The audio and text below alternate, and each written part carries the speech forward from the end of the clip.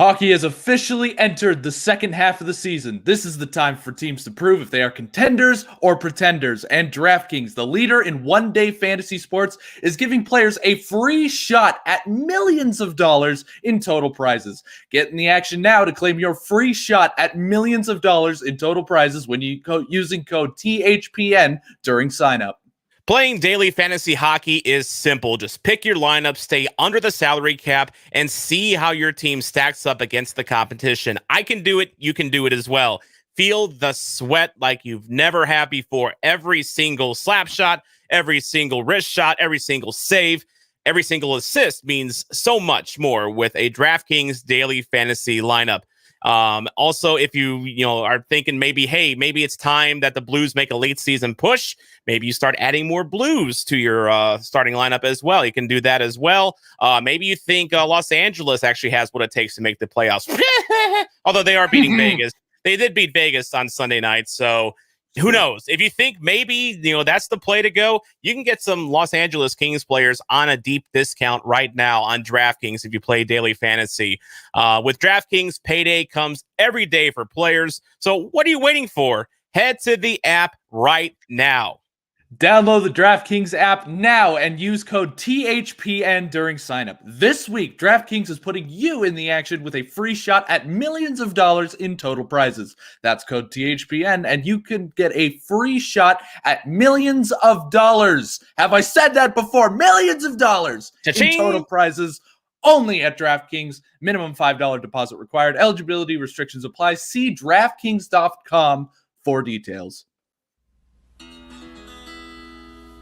I was walking through the halls of a Minnesota rink when along came a Wild fan who started talking smack to me. He said, I bet you never liked the Blues until they won a cup. And so I calmly turned to him and said, hey man, listen up. I admit it's pretty great to win Lord Stanley's prize, but listen, I've been waiting for this moment my whole life. Yes, sir, I'm a Blues fan. Yes, sir, I'm a Blues fan. Heartbreak's all I knew, man. That team from old St. Lou, man. Got a cup in here, 52, man. Give me a Let's Go Blues. I know Brett Hull, Courtnall, Campbell, Cujo, Jenny Oates, Brown, Chase, Fuhr, Zombo, Cecil, Butcher, Shanny, Tilly, Tuttle, Sutter, Twister, Turcotte, Kimball, Turgeon, Barron, Basson, Pronger, Pearson, Bergevin, Bozon, Al McInnes, Crab, Chuck, Howard, Chuck, Petrovicki, Pellerin, Dimitra, Yate, Corson, Conrad, Gretzky. Yes, sir, I'm a Blues fan. Yes, sir, I'm a Blues fan. Heartbreak's all I knew, man. That team from old St. Lou, man. Got a cup near 52, man. Give me a Let's Go Blues.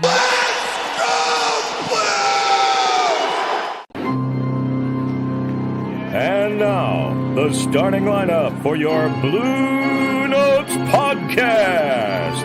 Tom Franklin and the man called Wags. And Blues Fan Reacts. Hello and welcome to Bluenotes, located on the best city on the Mississippi, the best in the Midwest. We've got that Stanley Cup power, too sweet to be sour. And if you're still clueless, we are talking about St. Louis. This is your home for St. Louis Blues coverage on the Hockey Podcast Network. I'm Tom Franklin, the founder of Bluenotes, and I'm joined by my loyal team, Waggy, the man called Wags, also known as Waggy Goob 16 on Twitter, and Mason, aka Blues Fan Reacts. And guys, I kind of got my swagger back a little bit. You know why? We just got 4 points, all 4 possible points against San Jose. So life is good, right? Oh yes. Oh yes. Waggy, you're feeling pretty happy tonight, aren't you? Yeah, I am. I mean, I had to temper that a little bit by continuing to remind myself that it was the Sharks. So they're not a great team, but they still do give us trouble. The big thing for me is the fact that we got Tyler Bozak back for 2 games, and now he's out again. But we also got Jaden Schwartz back. And it's one of those weird things that you don't realize this, but the Blues have been very dominant when Jaden Schwartz has been in the lineup. Yes. And that showed Friday and Saturday. The Blues have an amazing record with Jaden Schwartz in the lineup, and that's why I think you got to keep him. He's the Alex Steen of this team, and you need to keep him around. just when you wonder, about Jaden Schwartz, whether he's really as good as people make him out to be, whether, he's a scorer or a passer, or just kind of what kind of player he is. The fact of the matter is, Wags is right. The Blues play a lot better with Jaden Schwartz in the lineup. And since he's come back, I think we have seen that. Before we get too much into the meat and potatoes of the Blues' recent play here, Mason, you were a recent guest on the Stick Hungry podcast. God. Here we go. So in a little bit of a prank, Mason, Blues Fan Reacts, came to me about a half hour before the show and said, "Hey, could I test my equipment? Let me know when the room's set up." And I'm like, "Oh, well, the room's set up right now." And I gave him the link to the live recording of the Stick Hungry podcast. And as you can see, it went well. It went great. No, it was wonderful. No, it was good to meet the guys. Actually, that doesn't tell the whole story because I joined and left and rejoined at least 3 times. And you can tell, like, these poor people are trying to do their podcast. They're doing a great job. And then suddenly the director starts laughing his ass off. And apparently because he's seeing me flipping out in backstage and just going, "What is going on? Tom, I hate you. I hate you. I hate you." And it's just like me freaking out in the backstage. And the poor guys, they're trying to do their podcast. I don't know what you're talking about. We got a screenshot of your appearance and you look perfectly calm. I was flipping out. I was like, "Wait, no, I'm not ready for this. Why am I here?" It looks like you bit into a hot pepper right after they put you, right about the time they put you on. So it's a pog face. It's my PogChamp face is what it is. Well, if anyone from San Jose or the Stick Hungry podcast is watching this and wondering just who the hell we are and why the hell we did a St. Louis drive-by on their podcast, this is the explanation, okay? Oh, God.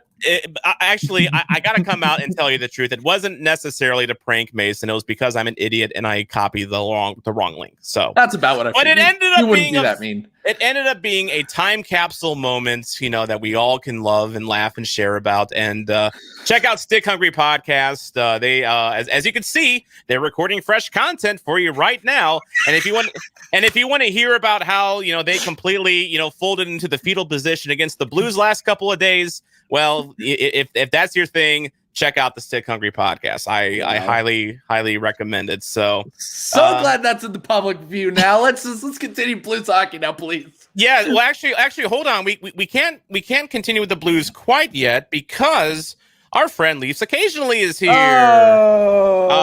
Leafs Occasionally says, "Hello there. I was wondering your thoughts on the Leafs and the trade deadline situation. Do they trade Anderson, get another D-man, or top 6 forward or third line center? I think he was looking for a Leafs podcast and he pulled a Mason." So, actually, no, it's because since we are all huge Leafs fans, I thought he would ask us both. Well, I'll tell you what, I think a lot of Blues fans, if you're talking about getting another defenseman, I know a guy that might be available. I do too. Mm-hmm. Yeah, coincidence. If you have been sitting there in Ontario or the greater Toronto area or wherever you're a Leafs fan, doesn't matter where you are. If you're a Leafs fan and you've been thinking, "Damn, we could really use a puck-moving left-handed defenseman who can score occasionally," because, God, I miss Jake Gardiner. Who is available? Who could we get? Man, let me tell you about Vince Dunn is available. Leafs Occasionally. You give us a good forward prospect. You can have Vince Dunn before Seattle does. Because let's face it, Jake Gardner. Yes, I was being rhetorical because I don't think anyone in Toronto truly misses Jake Gardner. That's the joke. That's the joke.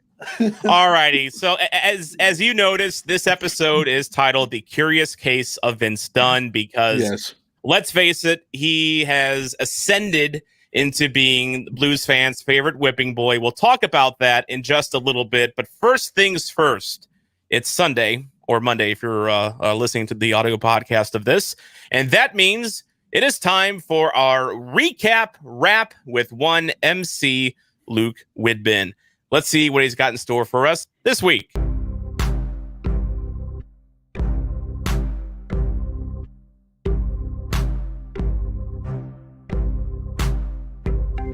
There was too much snow when Denver Kings got stuck in Colorado, so the game on Monday canceled. Here's how Wednesday's game unraveled. Whoops, did I start too late? I must play for the Blues. We didn't get a shot until 8 minutes in. I know I'm not a pro, but that makes it hard to win. Drew Doughty got the first goal, big time slapper, man advantage, winning 10-1 in a challenge. Not a lot of interference. Then it's Gross from a minute later. Vince Dunn let him get around him more. Got goal number 3, which matched our total shots on goal. And I don't know when we will play a game where we have the lead. Peterson stoned O'Reilly. Guess we suck against the Kings. Hoffman stopped on a breakaway, but he'd score in the second on an unassisted goal that somehow found its way through traffic. Wags his captain, Anze Kopitar, empty net 4-1. It's our 5th straight loss. Man, these late night games are fun. Hey, it's the Sharks again. Binnington in net. Can I offer a tip? Gray versus White is a mess. Jaden Schwartz is back. Gave us 23 minutes. So is Tyler Bozak. A couple guys that we missed, and hopefully better defense as a result of their presence. Maybe there's something to that, because no goals in the first period, but disaster ensues when Sundqvist collides with Clifford. Carries him off the ice. ACL done for the season. It was LeBanc with the clank, but Donato would score. Vincent went down too early. That's right, I'll call him out some more. Third period we were losing. Sanford sits in the box. Clifford threw the puck on net, and Bozak redirects the shot for the game-tying shorty that we needed a lot. Too many men in overtime because Vince Dunn wouldn't hurry off. Finner, Stottmeyer, and Hurdle let the shootout commence. Shen and Tarasenko scored, Van and Tentose for the win. Back-to-back, so it's Husso. Do you know where this is going? They scored on their first flurry, but in fairness to the goalie, Ville made 2 saves early. He just couldn't get the cover. Burns out to Gambrell. Buries it high, blocker. Done. Redemption tour. Gets the tying goal and bounced off a couple Sharks, but hey, Vince, I'll take it. Kyrou 5-hole beats Dubnik. Nice setup from O'Reilly. We thought Hoffman scored. Turns out the play was offside. Thomas Hurdle would tie it. He got behind us on the play, so the score is 2-2. Husso says kept it that way. Then a real strange thing. Marlowe called face-off violation. Don't see that one much, but it causes celebration when O'Reilly's riser tickled. Twine behind the Sharks and Minder couldn't find it. He was blind to it. He blinked. Now it's behind him. Torrey Krug finds Jordan Kyrou. Goal number 4 for ya. Perron makes it 5-2. Let's get out of California.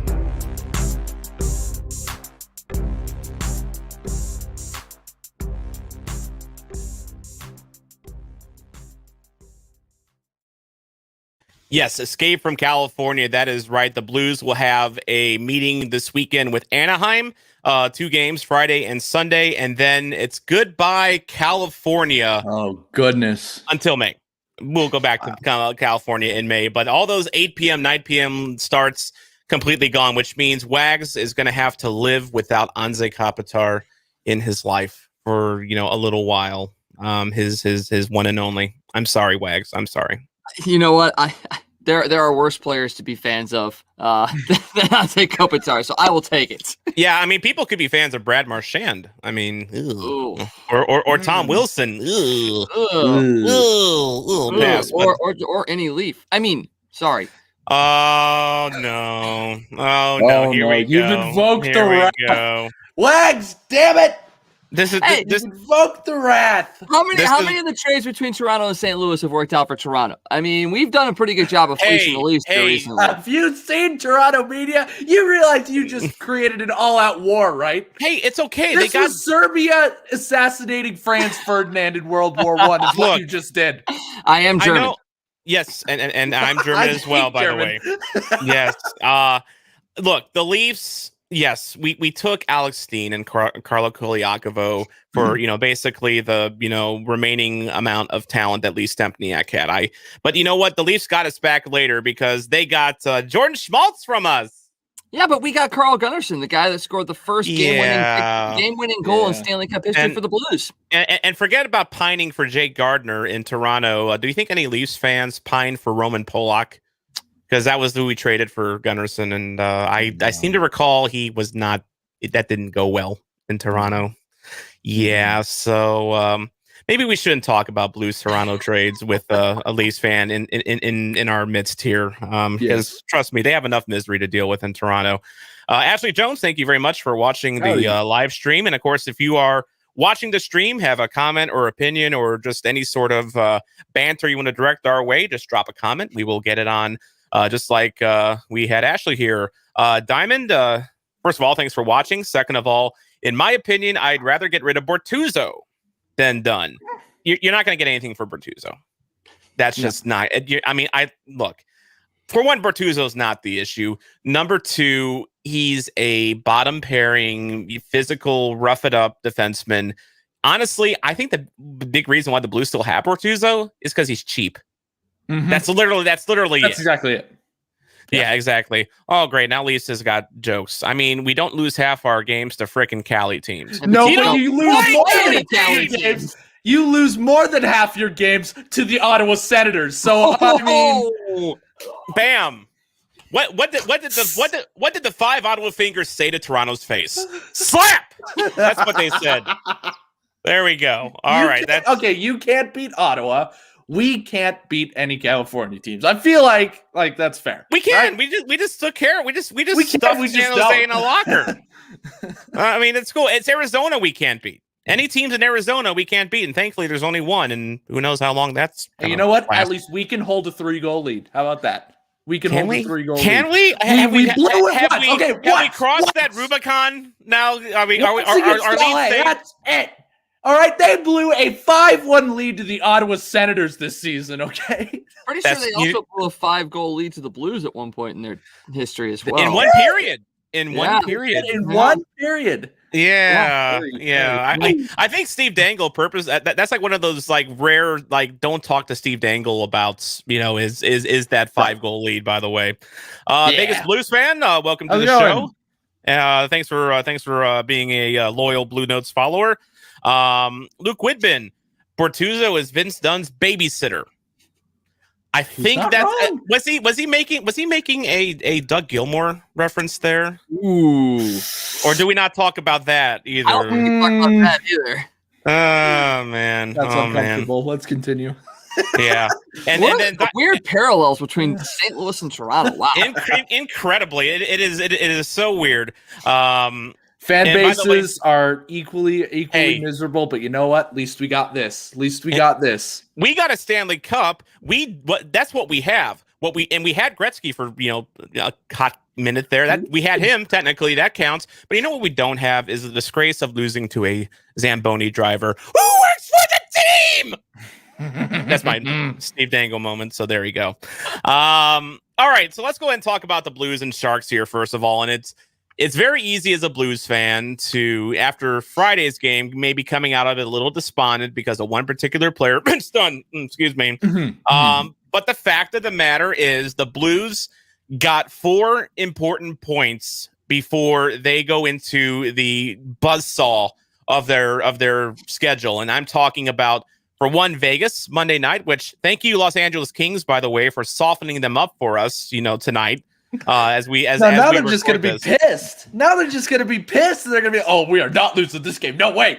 I really think maybe the Kings, Mason, are getting into the March Madness spirit because we've had so many upsets in the first round of March Madness. I think they decide, you know what?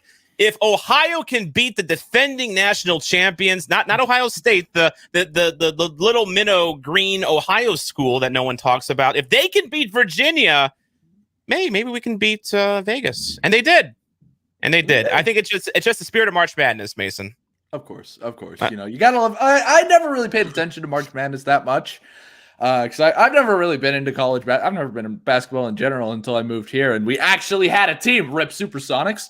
But it's wonderful because once the Jazz were fantastic this year, and then I started watching them, I was like, okay, maybe I can get a little bit into basketball. And then as soon as I started watching, boom, dropping 4 of the last 6. It's ridiculous. Well, So I just have bad luck. To be fair, their coach is Quinn Snyder, and he wrecked Mizzou hoops after a couple of years. So He was awful. Pump the brakes. Yeah, we don't talk about Quinn Snyder here in Missouri. Okay. We don't. He's also a Dookie too. I mean, I'm being a Tar Heel fan. Anybody that comes from Duke. Well, not only that, but like, wasn't he like the stuff he was doing at Mizzou borderline criminal? Yeah. Oh yeah.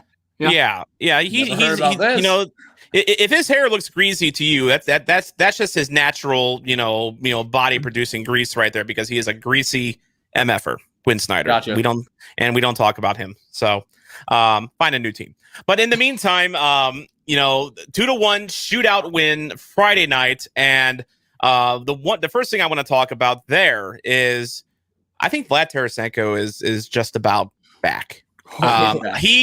He looked I thought he looked really good in that series, and he kind of, Guy has talked about Tarasenko's vision a lot, and you don't really understand it until you see it. And of course, we haven't seen much of Tarasenko healthy in recent years, so that's partly me being ignorant of what he used to do. But when you watch compare him to like a Mike Hoffman, for instance. We know Mike Hoffman has a killer shot. He loves that Ovechkin circle. He can crank it, and we've seen it a few times. He's doing despite what people are saying about Hoffman, what Blues fans are saying about Hoffman, he's been fine. He's been fine. Great. No, I'm happy with him. For $4 million, he's been fine. He's been fine. Perfectly fine. Don't get rid of him. Don't trade him. He's fine. But there is a big difference between Hoffman and Tarasenko. Tarasenko is a creator. He is a maestro when he has the puck. He looks to create shots when the shot isn't there automatically, which is something I don't feel Hoffman has, and I don't think he really, has really shown us. Like, he basically needs to be fed the puck in the right spot for him to put it in. That was kind of his MO coming into the season. Jay Fresh and other analytics talked about he's a great scorer. He's got a great shot. That's all he does. That is all he does. But you know what? It's fine. He's been fine. No, I'm okay with that. Tarasenko, the shootout goal, where he basically has, Martin Jones, just kind of like, kind of like stuck in a spot, and he's reaching out, and Tarasenko just patiently, click, goal, done, easy. And then Saturday, I saw Tarasenko make a couple rushes toward the net where, he was like working off a defender, and he was almost like trying to post up the defender and trying to, get a shot off. I mean, Wags, I've been very impressed by Tarasenko. I hope, I'm not ready to say the question has been answered whether he is the Tarasenko of old, but he looks a lot better than he did last year, didn't he?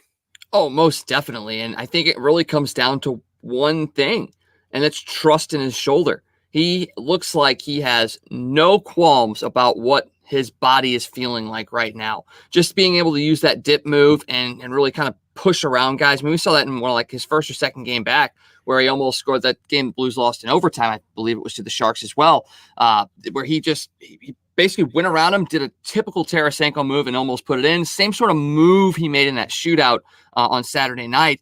But yeah, I think he trusts his shoulder, and he is healthy and determined to be at the level he used to be at. And that's exactly what this team needs. And with the guys that are going to be hopefully coming back here in the next week or so, it sets this up to potentially put this team on a big time run. And I know we've kind of been like, are they going to make the playoffs? If they make a run in the playoffs, that would not shock me at all, because they're going to have healthy players, guys that are looking to prove what they can do. And this team might go on another run.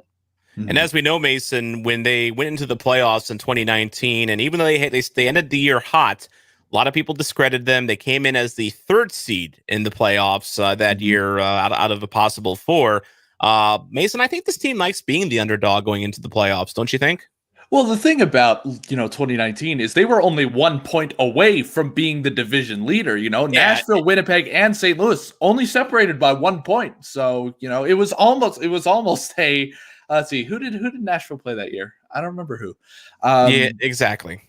But it doesn't matter. Yeah, exactly. History doesn't remember the losers. They remember the winners. And you know what? The St. Louis Blues played like winners that year. And that's how they won. It's funny you mentioned history remembers the winners. So, of course, 2019, the Blues won this. We have Leafs occasionally here reminding us that the Leafs have 13 Stanley Cups. LMO, I have never bragged about that before. You know why? Because you haven't won one since 1967. Here's the what Blues weren't even in the league when you won in 1967. You can only beat original 6 teams. You can't beat 31. You won 13 Stanley Cups when you only had to beat 5 other teams. Now you got to beat 30. How come you guys only have 1 cup? Leafs occasionally ask. We have 13 times more. You know who had a lot of victories back in the early 1900s? The Ottoman Empire. Guess what? They're not around anymore, okay? No one talks about them. They are ancient history. Leafs occasionally. We remember the winners that win recently. This says 2019. Yours, 1967. Slight difference. I bet you can't even name the years you won. I bet you can't. Well, he's just going to Google research. Yeah, he's on the internet now. I know. That proved my point, doesn't it? Yeah, exactly. I mean, but then again, Leafs fans do tend to live in the past. So maybe he knows. He knows. Hey, some of the Blues fans around here do too. It's okay. And also, as Vegas Blues fan points out, the Leafs have been in the league twice as long as the Blues. and again have not won the cup since the Blues have been in the league. So there you go. There we go. That's enough of that. So at least we're not Vancouver too. At least you're not Vancouver. I got to give Leafs fans credit. They don't flip and burn cars whenever they don't get their way. I mean, Vancouver fans do, and they're also blows my mind. Here's some this is a life hack for you, hockey fans. If you ever find yourself in a situation where you're engaging a Canucks fan on Twitter, just walk away. Just don't. It's bad. Psychopaths. They just don't. They are the most irrational fan base. And yes, we have a Leafs fan among us, but Vancouver is just don't. Just do not. All right. So in this positivity here that we have, the Blues getting 4 big points. They're taking on Vegas Monday night. Then they get their first taste of Minnesota Thursday, and then Anaheim Friday and Sunday. We haven't played Minnesota yet. I'm so excited. I am so excited. I am because too.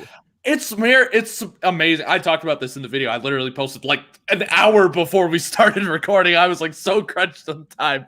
But I said in that video, like, I'm really looking forward to playing Minnesota because surprisingly, Minnesota's one of the fastest teams in the league right now. Which is weird to say. Half of that, but which is weird to say because Minnesota's been plodding and boring for years. Yeah, like 3 months ago, if you would have told me that, I would have laughed in your face saying Minnesota is one of the fastest teams in the league. And to the Blues' credit, they are fantastic at neutralizing fast teams. Of course, the 8-0 Colorado loss aside, we're pretty good at it. So putting up memories, we're all just bringing up like very bad memories. You can see the pain wash over Wags in that second there. Oh, it's such pain. Do you need a hug, Wags? in more ways than one. That's okay. It's okay. Anze Kopitar still loves you. Yay!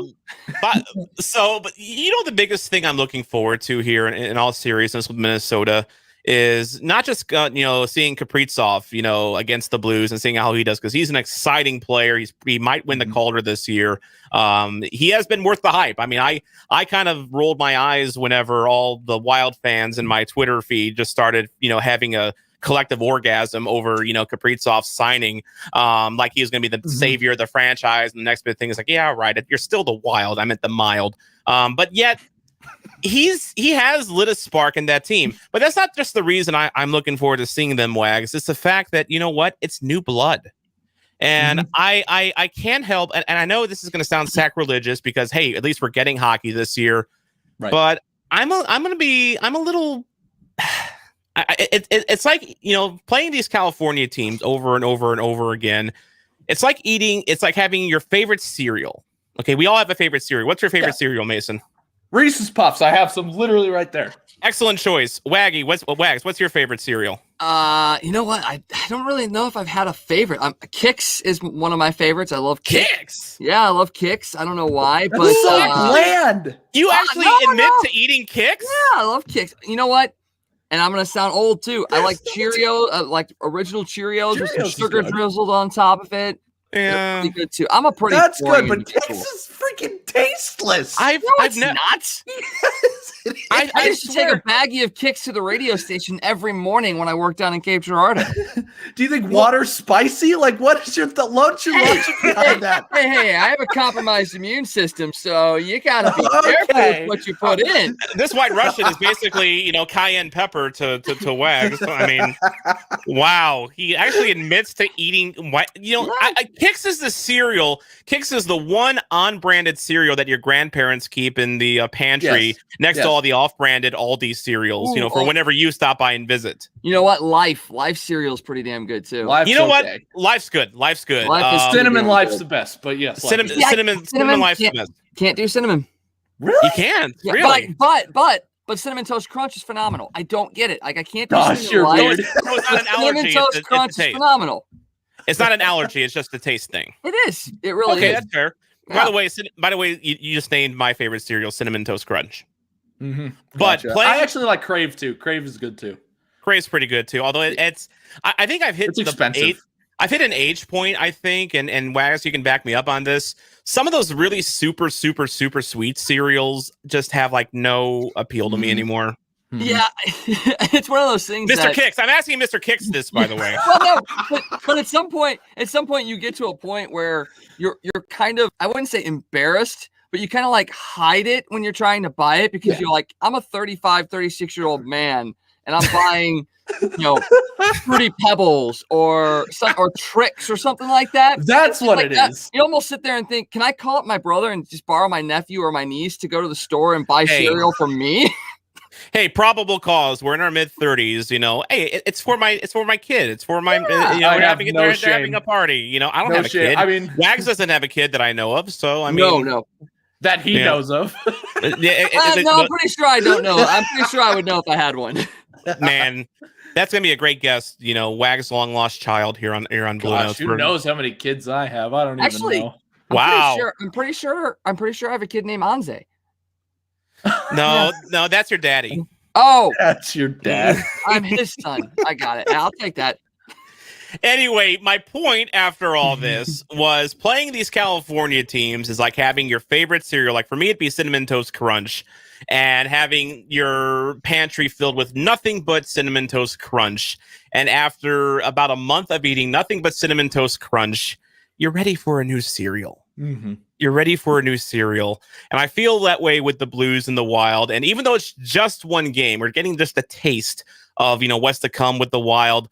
That's probably one of the games I'm most looking forward to, not just this week, but really the whole season, just to see, okay, what is this Minnesota hype train all about? And Waggis, are you excited to see the Wild? Yeah, I am, because like you said, it is new blood. It's a team we haven't seen, and it's new. It's, we're used to playing the Wild, but we're not used to playing this Wild. And you look at it, and they've got what's been a staple for Minnesota for the last 10 to 15 years. It's been really good goaltending. And they've got another one of those in Kaapo Kähkönen. He's 12-5, 229 goals against. He's playing very, very well. But then you've got that explosive offense that you just did not expect to see coming. But the one thing that really surprised me, just kind of looking at their statistics, that they're great, a good scoring team. They score 3 goals a game. They only allow 2.59 a game. But do you guys know what their power play percentage is? How bad is it? Or how good is it? 8.5%. What? 8.5? 8.5%. They've got one of the best penalty kills in the league, but they have the absolute worst power play. 8.5% with that offense. That's the thing that shocks me. And knowing the Blues, we're going to make them look like world beaters, but we'll get the number up to 10. We'll get the number up to 10 in double digits. 5. That just seems insane that they haven't been able to score better on the power play with that offense. So I'm looking forward to that. Just to see if maybe that's like a game changer for the Blues, if they can exploit that and really kind of improve their penalty kill at that. Exactly. By the way, Derek says, hello, Mason, hey, one Derek, of your one of your buddies. And so with the Wild, I mean, Mason, first of all, are you looking forward to seeing them? And number 2, do you feel that maybe the Wild might be a good matchup because their power play is, so atrocious? Well, yeah, like I said, if you think about it, Vegas is the same way. Their power play is not very good at all either. But with that is manifested every time that we've played them. How many power play goals have they scored versus us? And we played them 3 times. Once, I think. Yeah, I think it's been once. And if the Blues like to play to their opponents, play to the level of their opponents, and oftentimes that benefits them because their opponents are better than them. But that's probably why we've been struggling so much against California. But like I said, I think that I think Minnesota's like you said, fresh blood. They got a abysmal power play, which will boost up our freaking penalty kill numbers. So you got to think about not only will we make their power play do better, but our penalty kill might go up as well. You just never know. But yeah, they're a fast team. Like I said, Blues are very good at neutralizing fast teams. So. Well, and I'm curious to see how they do against a guy like Kaprizov when it's still the half the Blues team. It feels like it's in the infirmary right now. Bozak, he came back last week, last Wednesday, played Friday, took up, I guess, a bad hit or something. Now he's out again. He didn't play Saturday. Someone coughed on Zach Sanford. Now he's in the COVID protocol.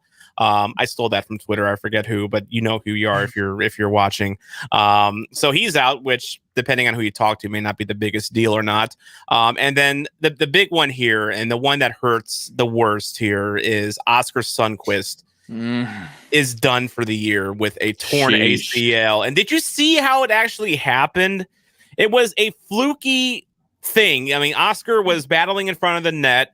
Kyle Clifford comes in and basically clips him from behind, and it was no one's fault. It was a completely fluky play. But we talked about this a little bit just amongst ourselves before we started recording here. I feel almost like Sundqvist is becoming the next Carl Gunnarsson. A guy who is perpetually injured, is playing through injury, and is just in and out of the lineup, and Gunnarsson too. Always kind of felt like with him, he's not a physical player. He just keeps getting hurt. I think just some players just keep getting hurt.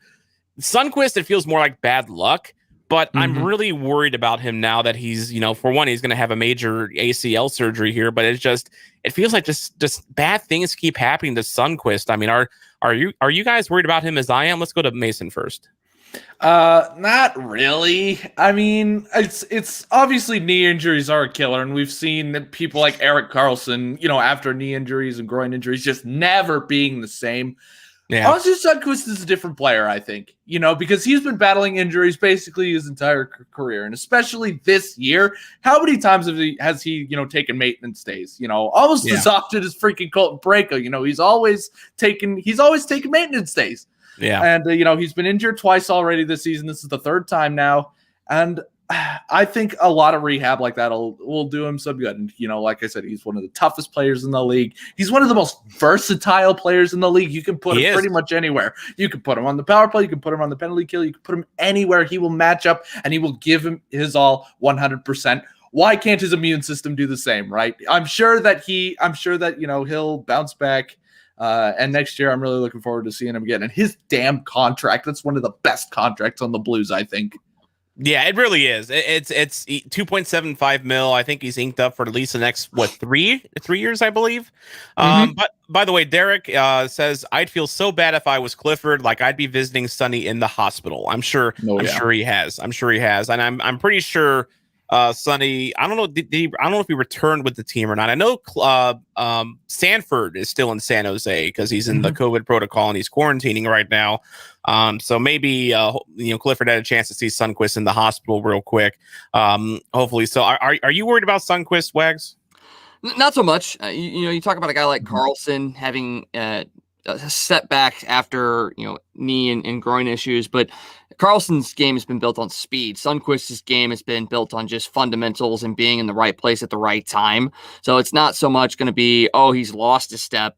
He's going to continue to throw himself in front of pucks. He's going to continue to battle hard. He's going to continue to go to the front of the net. That's his style. That's his gameplay. And as a guy that is a perpetual third and fourth liner, even though he's got the ability to play up on the first or second lines, that's where he fits. And he knows that what's gotten him there is that hard work and that being in the right place and that hockey mind and that hockey sense. So that's not going to go away because he has an ACL injury. It's just going to be tough for him, I think, just sitting back and seeing his teammates play and not being able to participate and essentially be in the trenches with them as they go through this. I think that's going to be the big thing for him. I don't know if he's going to come back at the level that we expect him to. And if that's the case, maybe he may not come back at all. And that's something that is a little scary because he is a guy that's a third or fourth liner. And look what the Blues have a lot of, and that's third and fourth line guys. So even though he's got a good contract, maybe he doesn't come back. And that, I think, this is more of the worry for me. Do you expose him to Seattle then? Yes. Oh, yeah. I think that's an easy move now. It was a hard. It would have been unfathomable, in my opinion, to expose Sundqvist to Seattle just because it's a safety net at this point. Yeah, I think of those bottom six forwards. I think Sundqvist is probably the best. Between him and Barbashev and Blais. The other ones that you would have to weigh. But now that's pretty easy. You just expose Sundqvist. He's coming off major knee surgery. He's got a big. He's got a contract with term, which teams are really afraid of here with the COVID cap going to be in effect for a little while at $2.75 million. I don't see a team like Seattle being really interested in a guy like Sundqvist coming off a major ACL injury. Yeah, definitely. Where one of the things that you also have to think about is, worst case scenario, if you expose him to Seattle, Seattle takes him and he does well. That's your worst case scenario. That's a 1 in 4 chance. Either he sticks with the Blues, doesn't do well, sticks with the Blues, does do well, goes to Seattle, doesn't do well, or goes to Seattle and does do well. So I don't know. I don't know if Oskar Sundqvist is another William Karlsson waiting to happen, though. Like, Karlsson was kind of a nobody in Columbus, and then he exploded in Vegas. I don't know if Sundqvist has that kind of upside, though. Well, that's just not his style. Yeah, I mean, at the worst, he becomes like another Guy Bear, who was taken by Anaheim, the Mighty Ducks, in their expansion draft and became a solid NHL goaltender. Well, he was the Blues property, and they plucked him from the Blues. So, and now I think I don't know if his jersey's retired in Anaheim, but they still talk very highly about him there. And you have to remember too, Oskar Sundqvist is only 26 years old. That's the thing that gets lost, is he is still pretty young. So he's got the ability, his body's going to recover quicker than a guy that tears his ACL in his 30s. So that might be a reason why he's able to come back and be successful too. Yeah, and he's going to work hard, to rehab and get back on his feet. By the way, Sonny is still with the team, according to the Blues website. Thank you, Vegas Blues fan, for that. Surgery will be after they return. He also notes that the Blues will need to stop them being the Wild in the neutral zone, or they will have the same issues as they did against Arizona. Very similar type of teams there, and good point there.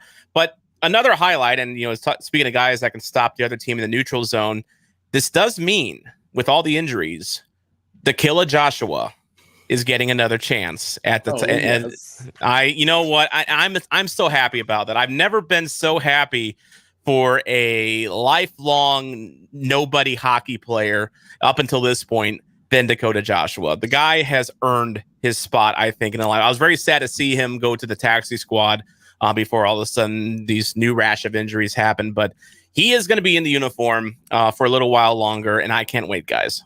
Oh, yeah. Yeah, it's going to be amazing. The Killer Joshua. Can we draft his brother? Apparently his name is Jagger. Did you hear that? Yeah. It's Jagger Joshua. What a badass name. I bet that he's just as good as Dakota. I want to see him succeed. I got a question on my last tweet. It said, who's going to be the guy who fills in for Sundqvist and be that versatile player? And I said it's going to be Jacob De La Rose or it's going to be Dakota Joshua. And I have a little bit more faith in Dakota Joshua, if I'm perfectly honest. I don't blame you on that at all. Just look at what he's done already. And yes, I also dream of a day when we have the Killer and Dagger Joshua, in the lineup. Looking forward to that for sure. So we got to address the elephant in the room here. We've got to address the title of our episode here. We've kind of danced around it here, but we've got to talk about Vince Dunn, the enigma. It's fair to say at this point, the guy is just a total freaking enigma.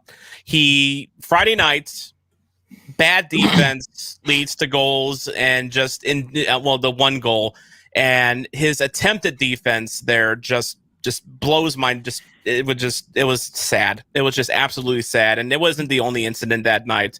I had created the meme, trade Dunn right effing now. A lot of fans were in agreement of that. Everyone was just piling on Dunn Friday night, and I think deservedly so. Flash forward to Saturday night when he gets a goal. And let me see what else. He had at least one assist, I believe. Let me double check that here real quick. He actually would have had 2 assists, but the one goal was called back in the first period. But yeah, Vince Dunn. So we know that Vince Dunn has offensive talent. Yeah, he ended up with 1 goal and 2 assists that night in total. But it's just his defense has been so bad this year. And he's, we were talking about before the season when they re-signed him to that RFA deal.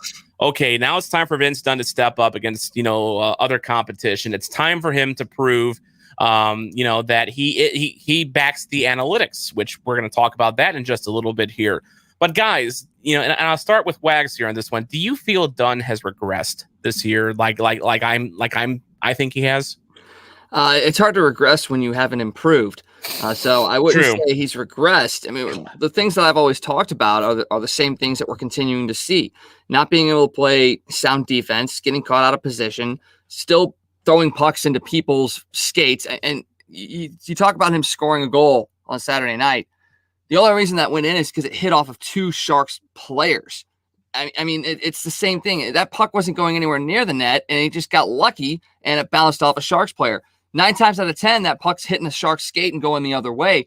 As the last defender back, he has not grown. And we talk about Colton Parayko's progression. We talk about some of these other guys' progression. Every year they seem to improve on something that they struggled on the year before. Vince Dunn's still trying to improve on the things he struggled with in year 1. And I know he's only in his 3rd or 4th year, but you've got to show some signs of improvement to stick in this league. And he's just not doing that. And, maybe a change of scenery is what he needs, because he came into this league as a guy that was known for one thing, and it wasn't his offense. It was the fact that he punched some guy out in the tunnel in an AHL game. That's the only thing that people really know about Vince Dunn when it comes to his early career. I just don't see it being with St. Louis. And like I said, I don't think he's regressed, because he hasn't improved. At this point, we have an invader of before we'll continue the Dunn talk in just a bit here. A pigeon has invaded Bluenotes. Oh, boy. In fact, you know what? I gotta grab something.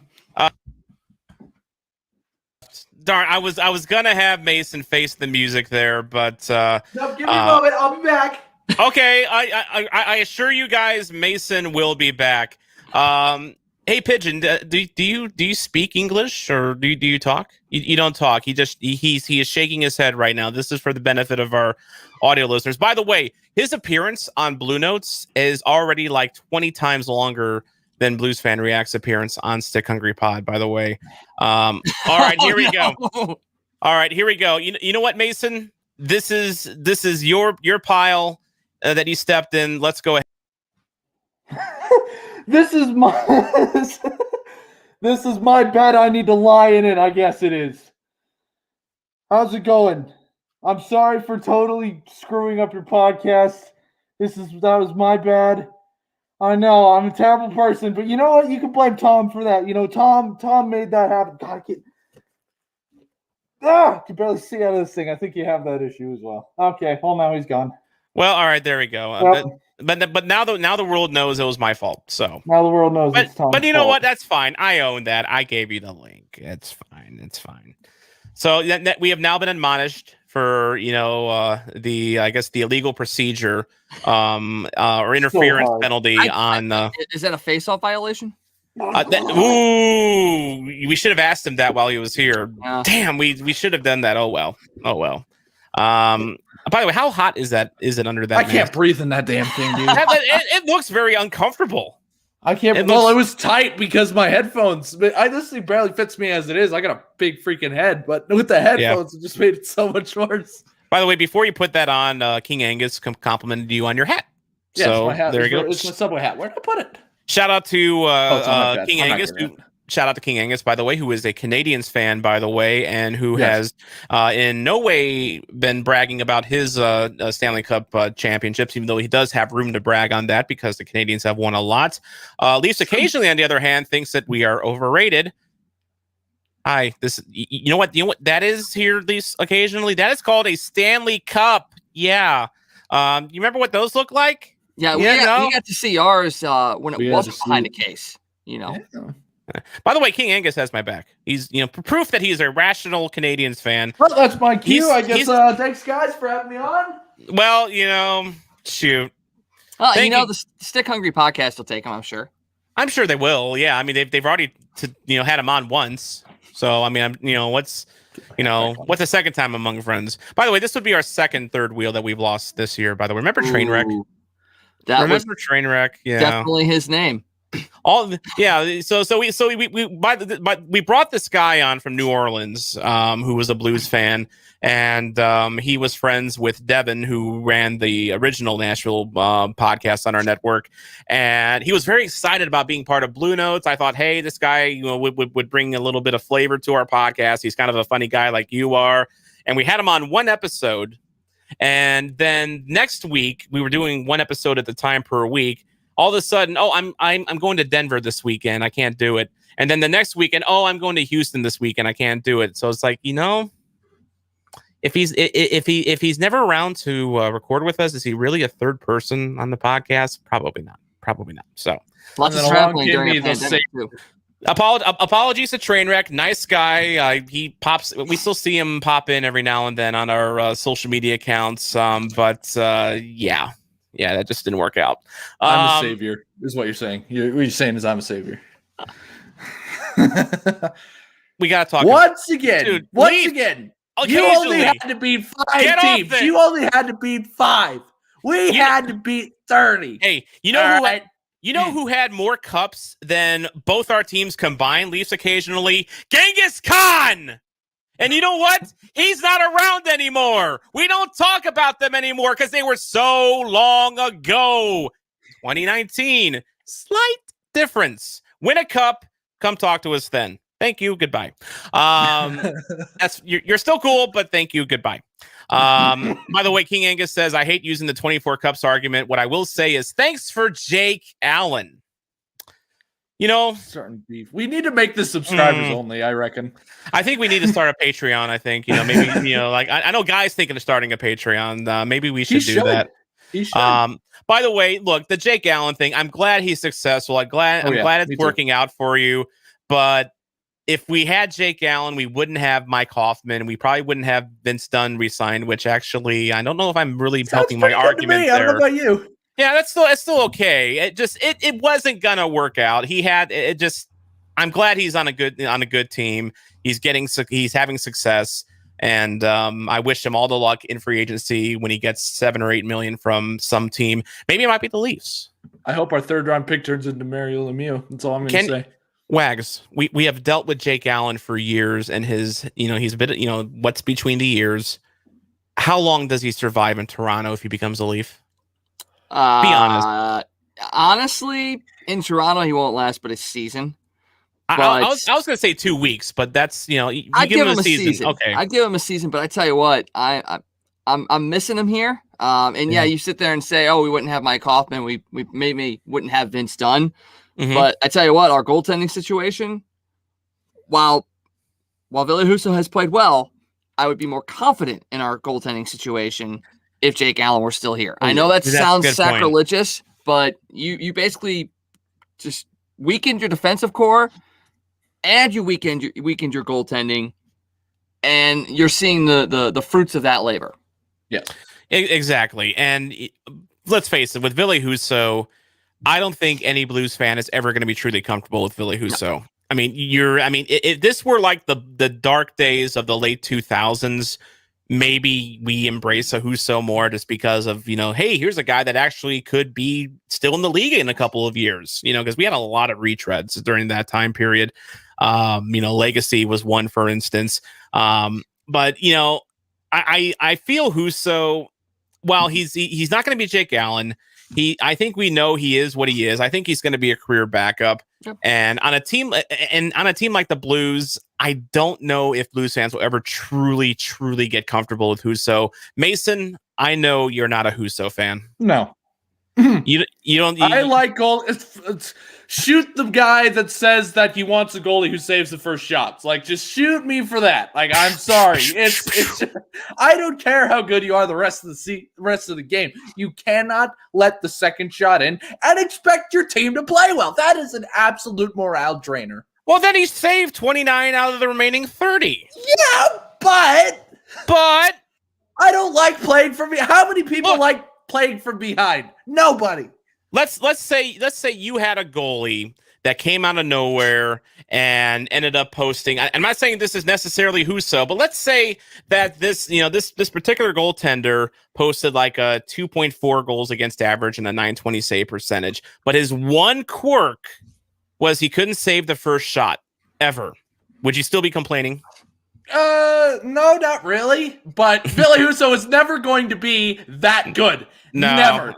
That's why I'm complaining about him. That's fair. So this is more about just Husso himself than just his quirk. Okay. That makes me sound like an asshole. I'm sure is a great guy. I'm sure is a great guy, fun guy to be around. And his press conferences are so freaking awesome. I don't know. Like his first win and he swore on camera. How do you not like that? Yeah. He can't. Exactly. He's not an NHL goaltender. He's not. I'm sorry. He's not. By the way, speaking of future NHL goaltenders, Colton Ellis broke the my record God. for Yeah, I most heard about wins that. by a goalie in the QMJHL, and he was also going for the shutout record as well. So we had him on the show recently, by the way. You might want to check that out. It's in our YouTube page. Just look for Colton Ellis face off, and it'll be right there. So there you go. He's a good kid. Yeah. Very good kid. By the way, as we mentioned Thursday, we're hoping to have Joel Hofer on the show in the near future. I've talked to the Utica Comets, basically, and he's just arriving in Utica, by the way. He had the quarantine before starting with them, and he's like literally just still getting settled in to his team. I don't think has he even played a game with Utica yet? No. Yeah. He was supposed to play Friday. I remember seeing that. He was supposed to play Friday, but the game was postponed, I think, for some reason. So once he gets settled in, hopefully we will have the other really good Blues goaltending prospect here.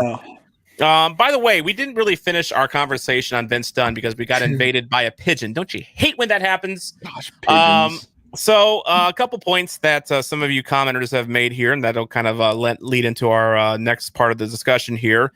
Derek thinks that we lose Vince Dunn to Seattle. I hope He also thinks expansion bait alone is a reason to keep him this season. Marianne Holmes notes that Dunn wasn't the only one who stunk this weekend, which I'm it's probably fair. We know how Mason thinks of Ville Husso. So, by the way, be glad we don't pay Dunn Erik Karlsson money. Yes. Then he would really be the scapegoat. He would really be the object of everyone's hate, because we know guys, defensemen that make over $6 million that don't play well, we don't like them very much until they start playing well. By the way, Justin Falk Stan Club on Facebook. Join it and join in on the conversation. It's a lot of fun. It's our Facebook group because Justin Falk is the greatest. Yes.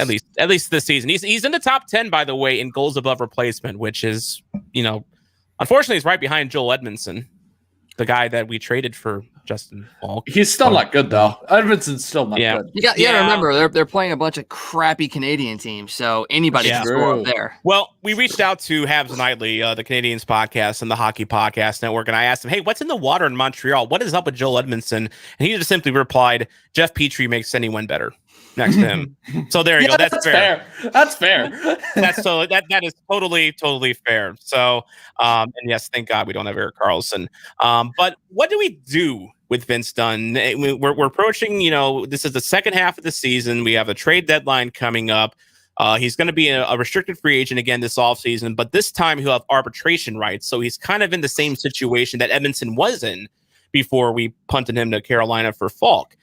Mason. Well, no. We signed him for a ludicrous $3 million deal and then punted him to Carolina. Let's correct that. That's deal. I don't think the Blues wanted to sign Edmondson, to that deal. He was in the doghouse at that point. He was healthy scratched during the playoffs, for a reason. So he wasn't coming out of Ruby's doghouse. So I was surprised when he signed that deal, to be honest with you. Just as I was surprised to see him traded to Carolina, for Justin Falk. But that was probably the reason. But Vince Dunn, we know his issues. We know he's an enigma. By the way, analytics can't even agree on Vince Dunn. You know how the whole argument with Vince Dunn is, the analytics community loves him. He's got all these great numbers. Well, let me show you this. This is from Jay Fresh, and also Top Down Hockey. If you're watching the stream, you'll be able to see this. In fact, let me try to zoom that in just a little bit for you. Hopefully that's a little better. According to analytics, Vince Dunn is an elite defensive defenseman. EV defense is in like the top 89%, top percentile of the league. His offense sucks at 22%. We know he scores goals. He's a good finisher at 97%. But I mean, this whole chart here, which I don't fully understand, I still won't, basically shows that his defensive numbers really good. I mean, he's shooting up the league there. His offense is cratered, which I don't even agree with that, because yes, his offense is down a little bit, but it's not like nosedive off a cliff bad. So guys, what do we do with Vince Dunn? His offense is the only redeeming thing about him. This is why. He's By the way, so- let me. I want to stop and before you continue, I have a PSA here. So Okay. I've been asked by at least one person close to Bluenotes and a couple others as well. Why don't you guys talk more about analytics? I want to hear more about analytics. This is the reason. It's more than analytics. It's the eye test as well. And the fact is, analytics can't agree on Vince Dunn. They can't agree. It's nuts. It's nuts. It's absolutely nuts. Because the way I watch hockey, I obviously refer to statistics, but that's not how I watch games. I watch games based on how you look. You look on the ice. How Vince Dunn looks on the ice is he is the best player in the NHL if every game lasts for 30 seconds. He has freaking Wayne Gretzky for exactly 30 seconds of every game, and then every other time, worst player on the ice by far. Unmotivated, cannot get. He's got feet. He's a fantastic stick handler. He's got a hell of a shot. His offensive sides are some of the best in the entire league. And he was even trying. But what makes him better at this point than Jake Wallman, who basically does the exact same stuff that Dunn does? Because Jake Wallman cares. Because he cares. Yeah, he's a great skater. He can move the puck. Got a heavy shot. Can't play defense worth a lick. Probably should be a forward. Let's go back to the LA Kings game. Let's go back to the 2-1 shootout. Oh, what was it? Friday night. Oh, no. What was the one? Oh, the Wednesday. The one where we got the too many men penalty. No, that was the Sharks game. Okay, the Sharks shootout. Okay, game. Yeah. In overtime, we got called for that too many men in overtime. 100% Vince Dunn's fault. And you can see it. Vince you is can just see that he was gagging. Let's just go back to the ice. Sure, we're in the attacking zone, and they're about to strip the puck from us, but I'm just going to go for a casual change. Not even trying. If we lose that game, it is single-handedly on Vince Dunn. I think that's what inspired me. We cannot have that absolute unmotivation in the locker. It's a cancer. It's a locker room cancer to have somebody who just doesn't care. I think that actual play right there was what inspired me to do that trade me right F and now, meme, that night. Cause it's the thing with Dunn. And it seems like every time this happens with Dunn, where we all kind of collectively freak out over him because it happens often, he'll come back and have a great game. Like Saturday, he looked fine Saturday for the most part. And then he had a goal and he had a couple of dimes. Okay, that goal was a fluke. Let's put that out of the way. Goal was a fluke. Anybody can pass a puck. Anybody can get an assist. Okay, especially defensemen. Defensemen are known for getting assists. Okay, so I'm not going to give him credit that game. He was okay, except for that, what are you doing? Breakaway Kevin Labanc goal. I was like, what the hell are you doing? Or excuse me, Tomas Hertl goal. I was like, what the hell were you doing? That wasn't Dunn's fault. He wasn't even on the ice. I think that was Krug was out there. He was defending his guy on the far side. One of the goals was his fault. That's all I know. All I know is that one of the goals was his fault. The one where he's crouching and oh god, oh dear god, he's gonna shoot. That was Friday night. Yeah, wonderful. Yeah, no, I'm not ready to give Vince Dunn credit. I'm not. What do you do with him? Trade him right now. People are saying keep him. People. I tweeted out during that game. I said I hope that Doug Armstrong pulls a Matt Duchene and trades him before the game's even done. His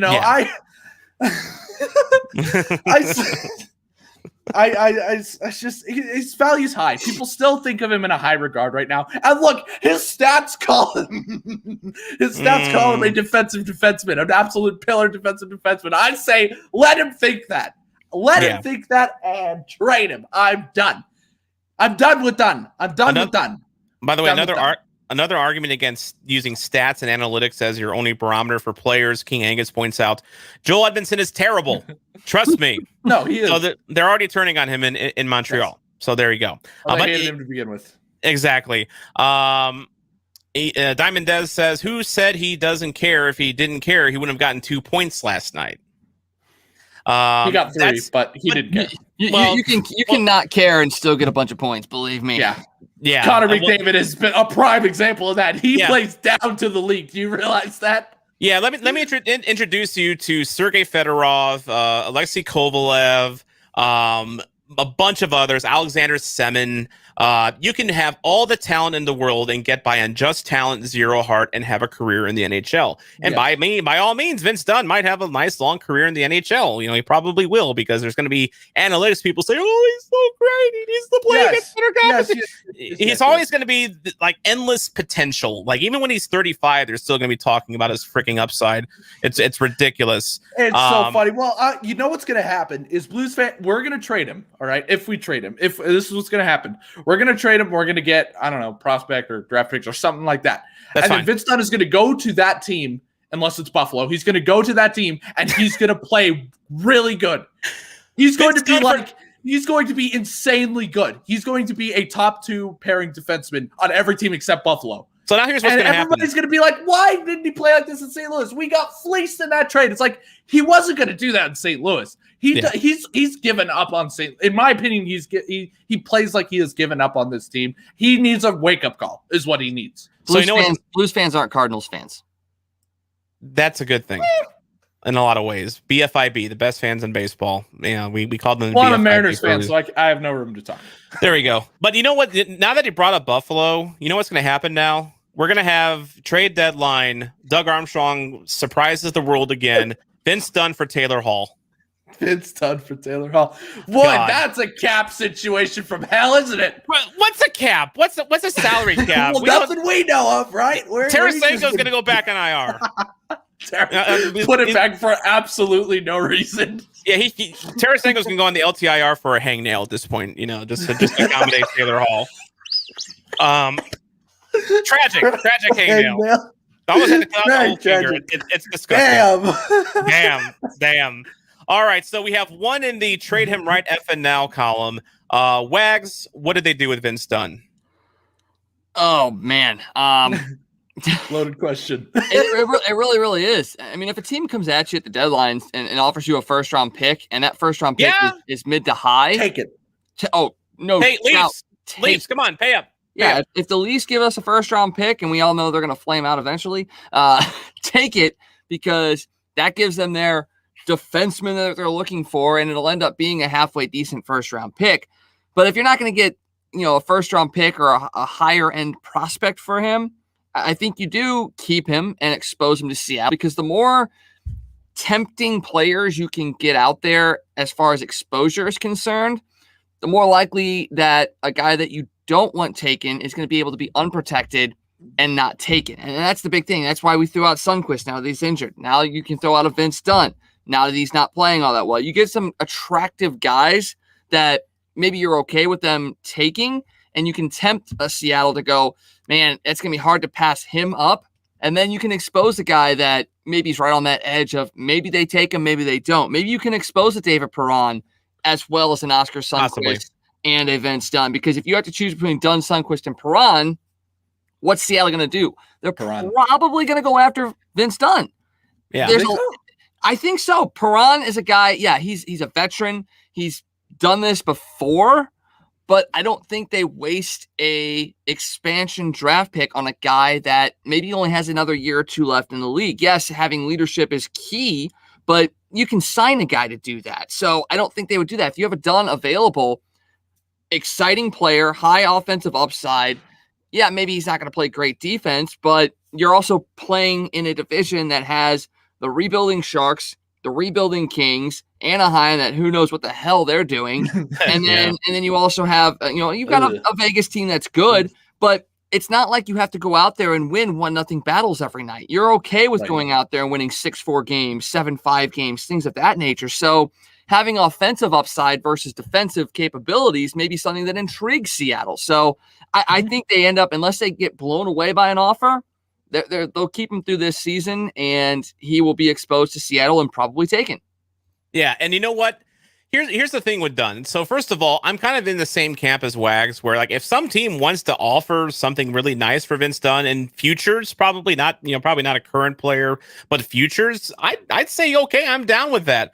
King Angus, who is not a Leafs fan, by the way, suggests trading Dunn for Nicholas Robinson from the Toronto Maple Leafs. Kyle Dubas said Kyle Dubas said he wouldn't hesitate moving Robertson. I know what are you gonna say, Leafs occasionally. He has not chimed in yet, but we will definitely break in with his response to that.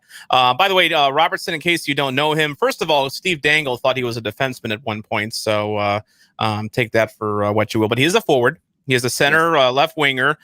This is his elite prospects page pulled up. He was a second-round pick, 53rd overall in 2019. He's extremely hard on the forecheck, relentless in puck pursuit, and a big-time trash talker. He will fit in perfectly in St. Louis. He's also an offensive dynamo with a very high level of individual skill. His feet are quick and constantly in motion, and his hands can keep. And he is a shifty player whose puck skills and smarts make up for his smaller frame. With the Marlies this year, he's played in 10 games, 2 goals, 7 assists, 9 points, and he's a +6. I'm down for that. That sounds like it's almost a Jordan Kyrou, I reckon. Pretty much. And Kyrou was a little undersized. He was very thin, when he had the height, but he was just, physically he was kind of wiry until he put on some weight this offseason, and now he's great. Small players can play. There's nothing wrong with being small. Let's see, like Cliff Ronning, for instance. I think he was like 5'7", and he was a great player. So there you go. But yeah, I'm kind of in the position with Dunn. If you can find a good deal for him, and it's really the same position I had with him at the start of the season when he was on the trade block and we were kind of talking about his future. It hasn't really changed for me that much. If you can find a good deal for him, you do it. I don't think you force anything. I think Dunn is the type of player that will attract a lot of teams, even with his defensive maladies. There's going to be teams that are looking for defensemen, guys with his type of a skill set. I definitely don't think he has a future in St. Louis. And it's not just because of his deficiencies or what have you. It's the fact that you have Scott Prunovich coming up, who's a left-handed puck-moving defenseman. You already have Torrey Krug, who's essentially a better version of Vince Dunn in a lot of ways, and smaller, but still more effective, and he's locked in. Mikkola is probably ready for full-time NHL minutes, in my opinion, but I'm biased on that. I really like Mikkola. And you have Scandella. That is 4 NHL left-handed defensemen, and we're not even talking about Gunnarsson, who's probably done after this season anyway, at least with the Blues, if not done for his career. So I just don't see a spot for Dunn going forward with his contract situation, with his, lack of progression, I guess, during his time, as a member of the Blues, and just for who the Blues have going forward. I'm okay with him, sticking around if they can't find a deal, and then exposing him to Seattle and hoping Seattle bites on Vince Dunn, because again, he is a guy that even though, you may not be watching Blues games or you're not in the St. Louis market, you read the analytics on Vince Dunn. You're attracted to him. You see some highlights. He's a highlight guy. He is a guy that can wow you at times. As Mason said, for 30 seconds in a game, he will leave your jaw, on the table. He's just that type of a player. Maybe that attracts a team like Seattle. Even though he's a restricted free agent, arbitration rights, he might make, 2.5, 3 mil maybe next year. Seattle can afford that. They're playing with a blank slate right now, and I don't think they're going to go too crazy on big contracts. They're going to be they're in a position, by the way, where they could probably even outdo what Vegas did in the expansion draft, because so many teams have contracts that they would love to make disappear, that have term. And these are still good players. Like Adam Henrique was waived by the Anaheim Ducks. No one touched him because of his contract. Tyler Johnson, Lightning, same thing. So Seattle's going to be open for business. Now, I don't think the Blues are going to do the whole, please take this young prospect in exchange for drafting this old codger that we have that makes $5 million plus. At one point, that might have been Justin Falk. But imagine the Blues losing Justin Falk in the expansion draft now. We would be screwed. We would riot. Because we love Justin Falk. He's great now. It'd took be long enough, but yeah, he got it. He's fine now. But before the season, that was what everyone was saying. Oh, protect Dunn and then expose Falk. They won't take him. And all. I think they actually might. They might, because he's playing well. He's a veteran. He's a leader. He's a captain, and he also played under Ron Francis in Carolina. And Ron Francis is the GM, and I think there might be some interest there. So I think Justin Falk's protected. By the way, I think we were also talking about forwards earlier. I think at this point you protect Tarasenko, right? Yeah. Oh Yeah, I think we can. I think we can cross that Rubicon now. Yeah. We were talking about the possibility of him being damaged goods. I think he's going to be fine. No, he's unless he gets injured again this season, then that's once again up in the air. But the reason I said, when you said that, if you expose Dunn, Perron, or Sundqvist, the reason why I think they'd take Perron is he's second in points on the Blues right now. Mm-hmm. He's a leadership. He's a force of freaking nature, and his contract's good. He's still got 2 years at $4 million. That's pretty dang good for a leader in your locker room, for a guy who's been around the block a few times. That's why I think they'd want to pick a Perron. Exactly. By the way, LA was interested at Dunn in one point as well. I'm sure they got some youngsters that would be of interest for the Blues, and of course, high second round picks. Well, actually, they wouldn't be that high this year, because if they finish just outside of the playoffs, maybe they wouldn't be that high. I don't know. We'll see where everything finishes. Maybe LA just completely craters and goes back to the third bottom. Last. It'll be Arizona taking the. It should be. Arizona's got the talent. They just. Or the fifth. It's a weird situation in there. But one thing we haven't really talked about and really haven't addressed, and I know there's still a bit of a honeymoon period going on here when it comes to ownership and Doug Armstrong here, is there a disconnect between management and the coaching staff on who this team needs? Is Tom Stillman too nice of an owner? Wags, you're kind of suggesting that maybe that's indeed the case. Yeah, I think it almost has to be. And case in point, just look at Mike Hoffman. Okay, the Blues brought Mike Hoffman in. What is he here to do? He's here to score goals. Yes, maybe he's a Band-Aid for Vladimir Tarasenko until he came back, but they didn't use him. Craig Berube did not put him on the power play. He's been moving him up and down the lineup, so he's not been on a consistent line. It's not what Craig Berube wanted to have in St. Louis. And you look at the players that have been brought in, and you look at the style that Craig Berube puts out there. They don't match up. They just really don't. You talk about Berube, they play a physical style. They grind teams down. And yeah, you can look at a Braden Shen. He does go out there and play a physical game. Jaden Schwartz plays physical as well. But then you look at the defensemen and you go, okay, really, which defenseman outside of maybe a Robert Bortuzzo is a guy that really you could sit there and say he's going to lay a hit on a guy and make a statement? Not many anymore. Not many. And that's the whole thing. Like, it feels like we're trying to play one style, but the guys that they brought in are Doug Armstrong guys that he wants to be here, but they don't fit that style. And yes, like you said, it's a honeymoon period. The Blues did win the Stanley Cup in 2019, and they did it playing Craig Berube's style. And they had guys that get it. Old guard, Alex Steen. You have a David Perron that was playing that way. Ryan O'Reilly is built that way and plays that way. Braden Shen plays that way. Yep. They were built to play the Berube style. Now we're seeing so many different guys in here. You could sit there and say a Torrey Krug might fit that, but that's not what he plays. So yeah, is there a disconnect between what the coach wants to do and what the owner or what the GM is trying to bring in? And we saw a little bit of this during Armstrong's tenure in Dallas as well. They ended up, Ken Hitchcock was there. He got fired. Ken Hitchcock was here and got fired as well. So for all the success that they've had, there's still something a little off between the leadership and the coaching staff. And you look at, and I know I brought up the Cardinals earlier, look what they've done. We've griped here in St. Louis about how John Mozeliak didn't make a move.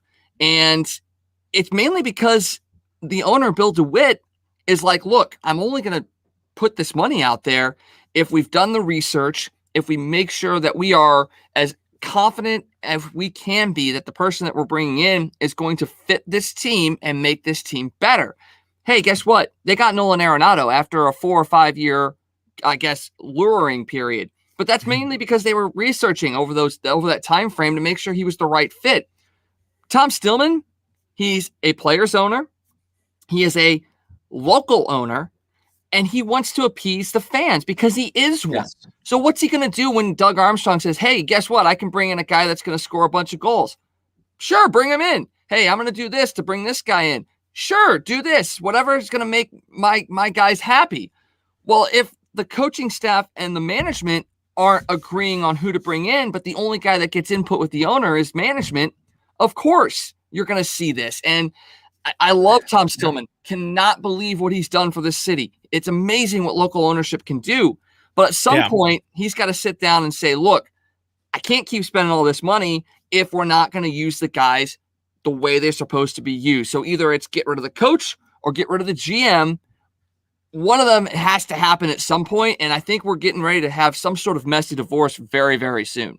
Yeah, and at this point, it could be anyone's guess whether it's going to be Berube or Armstrong at this point. I mean, I think it would, be very hard at this point to let go of Armstrong with all that he's done for this team, and going out and getting O'Reilly, for instance. I mean, for me, which I honestly, yes, that was a good deal for Armstrong, and I know that was a deal that they had talked about for months and months and months and months, and then finally, he literally basically backed Jason Botterill to a corner and said, "Hey, you got the signing bonus coming up. We'll take it, but you're going to have to take Saboka and Berglund," which is the greatest Jedi mind trick of all time in hockey. Just convincing them to not just trade us O'Reilly, but to take the dead carcasses of, Berglund and Saboka off our hands to offset the salary. Genius move. But I always will be grateful that Tom Stillman, when he was approached by Armstrong and said, "Hey, I have a chance to get Ryan O'Reilly here, a top number one level center who needs a chance, who has proven that he can do so many things on the ice well." And that's the thing with O'Reilly. He is a Swiss Army knife of a forward. He does so many little things well. He's a great face-off guy. He's a great playmaker. He's a hard worker. He is everything you would want out of a captain. He is a guy that if I had a kid and was looking at, a possible role model for the Blues, I would say, "Hey, watch O'Reilly."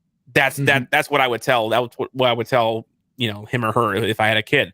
But Stillman, when he was approached by Army and said, "Hey, we can get this guy, but we have to pay a $7.5 million signing bonus, and it needs to be done today." And Stillman said, "Okay, let's do it." Name another Blues owner in the span of this franchise that would have done that. Nobody. None. Checkets wouldn't have. Laurie, fuck no. Shanahan was a good owner, but I don't think he would have, he wouldn't have wanted to throw that money around. Exactly. Harry Ornis was too cheap. You wouldn't even ask him. He would just, he would ask if he could pay in $7.5 million in monopoly money, not actual real currency. The Solomons definitely wouldn't have had the money back then, but we're talking like 60s and 70s now. We're getting off track here. But I've always respected Tom Stillman for his approach and his ability, because he was a long-suffering Blues fan like all of us. We needed a guy like that to take the reins, and God bless him for doing that. Yeah. But I think he does, and I don't want him to become Jerry Jones. I don't want him to start taking over play calling and, being the, the final, I don't want him to start negotiating with GMs behind Doug Armstrong's back at the same time either. But I do kind of agree with Wags in that I feel he could rein things in a little bit at times. Like maybe, next time Mike Hoffman is available, next time they're in that situation, maybe get the input of Berube as well and weigh that as well a little bit more. Because I think Armstrong is a strong personality. You asked Berube if he would have wanted to have Alex Pietrangelo walk in that offseason to Vegas. Berube would have said, "No, keep Pietrangelo. I mean, he's a great player. He's a team captain."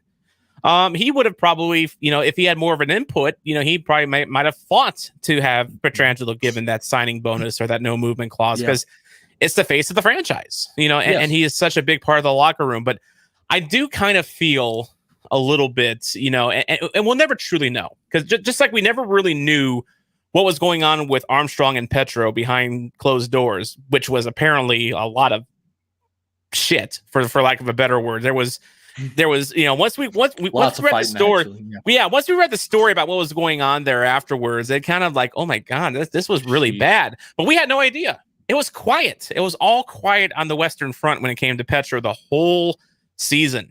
Mm-hmm. And so we don't truly know what goes on behind closed doors, but I do kind of worry that there is a bit of a disconnect between Armstrong and Berube. I think Right. Berube was the guy that the Blues needed at the time. He obviously the Stanley Cup proves that he was the guy that that was needed at the time to get things done. But I do kind of worry a little bit about Berube long term because he is a coach that is very set in his ways. He likes a certain style. He likes his forwards to play a two-way game, which is why Robbie Fabry isn't around anymore. And almost, quite frankly, I think Jordan Kyrou was on the verge of, finding his way shipped out of town as well because he wasn't, playing a two-way game. And, thankfully that's not the case anymore. But I do kind of worry a little bit about that. And it kind of, the Hoffman situation kind of, puts a nice stamp on that because, Hoffman's been okay this year as well. I don't think he's been a disappointment at all. No. The disappointing thing, though, is that when the Blues were having all these injuries, and you started having your Jacob Delaroses and your Dakota Joshuas and your, Nathan Walkers and Pagansky starting to fill in the bottom six, who was playing down with them? From what top six talent was playing down with them? It wasn't Shen, wasn't Schwartz, wasn't O'Reilly, wasn't Perron. It was Hoffman. Yeah, every single time. I don't know if it was just because Berube wasn't comfortable with him. He didn't play his style. But I thought you can kind of look at a situation like that and say that maybe there should have been more communication between Berube and Armstrong when it comes to what kind of role you want Hoffman to play. Right. Mason, we haven't heard from you on this. What do you think? Do you think there is a disconnect between Armstrong and Berube? I think there's a disconnect between Berube and Stillman, to be honest. I mean, I feel like that would go a long way because like Wags said, Stillman's a people pleaser. He is, he wants to make the fans happy. Yep. And ultimately, Berube's the guy who knows the players. I think that going forward, Berube will take this team where it needs to go. And we saw that in 2019. He saw what he had. He said, listen, what's something that all these players had in common? They're grinding forwards. They're always hard on the puck. They wear teams down. And he was like, well, I played that way when I was an NHL player. So I can coach these guys to do that exact same thing. And that's how they found success in 2019. But what's going to happen is because Armstrong and Stillman, I know, have such a good relationship. What's going to happen is because Stillman's a people pleaser, Armstrong's going to have a lot of influence over whether or not Berube is going to stick around, and I would much rather have Berube than Armstrong. A lot of people differ from me there, but I would much rather have Craig Berube because I love him as a player. I love him as a coach. I love him as a personality. I love everything about him and how he coaches this team. It's something I 100% agree with, Yeah. But what Armstrong is going to do indirectly is he's going to say, we need somebody new. We need somebody new because the players that I'm giving him aren't working out. And Berube is going to be like, well, that's because you're not giving me the right players. And so what's going to happen is he's going to go, we need a shakeup. And Stillman's going to go, okay. And they're going to fire Berube. That's what's going to happen. And they're going to bring in a coach that doesn't play the blue style, that probably won't play the blue style. And we're going to suffer from that. And it's going to suck. Yeah. But messy divorce, like you said. Messy divorce is what it's going to be. But like you said, Mason, it's always the coach in these situations. Rarely. Always I mean, if the only type of there's two possible outcomes when it comes to this situation here. Number one, you fire the coach, the GM endures on for at least one or two coaching regimes, or the number two thing happens, and that is the coach and GM are let go, and then it's time to completely restart from scratch. Which thankfully the Blues are not in that situation yet. I mean, we're not Buffalo, we're not Ottawa, so we're not Buffalo. We're especially not Buffalo. Yeah, thank God for that. But by the way, Vegas Blues fan agrees with you, Mason. He would keep Berube over Doug Armstrong. So if you 100%. Were Tom Stillman, Wags, so let's go and ask you this: if you had you had to pick right now, right this second, you can't leave the room, your internet's disconnected, you have to make the gut decision right here, right now, and you have to fire one: Doug Armstrong or Craig Berube. Oh, I think you let Doug Armstrong go Yep. That I don't think it's an easy choice because look what he has done for this team. He has brought in Ryan O'Reilly. He did let Alex Pietrangelo walk and not give him a no movement clause that would have hamstrung the team for years to come. He's done a lot of things that have proven great for this team, but he's also got a team that's right at the cap, cannot do anything at the trade deadline at all. And, you look at what players talk about in the locker room. It's not about the great moves that Doug Armstrong's made. It's about what Craig Berube does and the locker room that he's built and the things that he instills in that team. And yeah, maybe not everybody on that team plays the style that Craig Berube wants, but I think they all still go out there and still play for him. And that's been the thing that the Blues have lacked is that and the coaches that have been fired previously, at some point, players will stop listening to the coach. Yeah. I don't think you're going to get that with a Craig Berube. So, yeah, you may let Armstrong go, and you may have to play a year or two with guys that maybe don't fit the Berube system, but eventually you're going to get guys back in there.